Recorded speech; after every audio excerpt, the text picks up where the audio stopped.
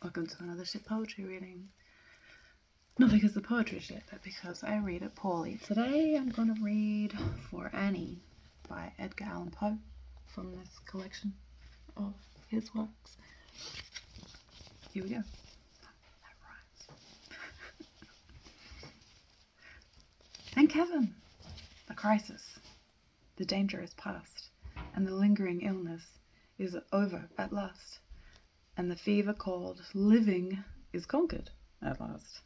Sadly, I know, I am shorn of my strength, and no muscle I move as I lie at full length. But no matter, I feel I am better at length.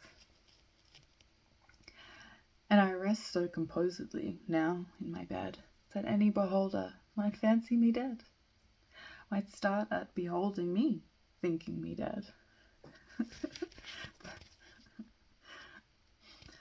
The moaning and groaning, the sighing and sobbing are quieted now, with that horrible throbbing at heart. Ah, that horrible, horrible throbbing. The sickness, the nausea, the pitiless pain have ceased with my fever that maddened my brain. With the fever called living that burned in my brain, and of all tortures, that torture the worst has abated, the terrible torture of thirst.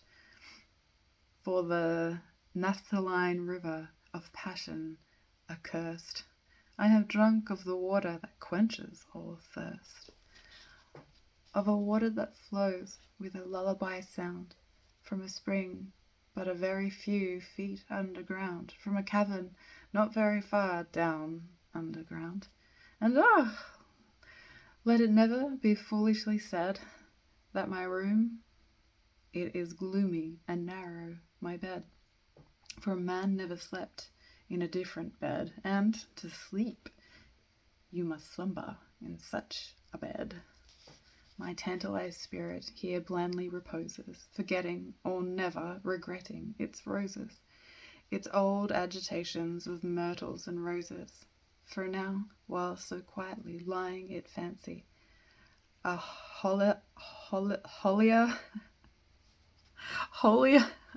odour about it of pansies, a rosemary odour commingled with pansies, with rue and a beautiful Puritan pansies. And so it lies happily, bathing in many a dream of the truth and the beauty of Annie, drowned in the bath of the tresses of Annie.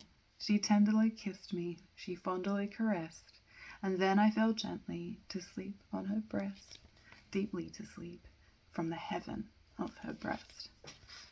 When the light was extinguished, she covered me warm, and she prayed to the angels to keep me from harm, to the queen of the angels to shield me from harm. And so I lie composedly, now in my bed, knowing her love, that you fancy me dead. And I rest so contently, now in my bed, with her love at my breast, that you fancied me dead,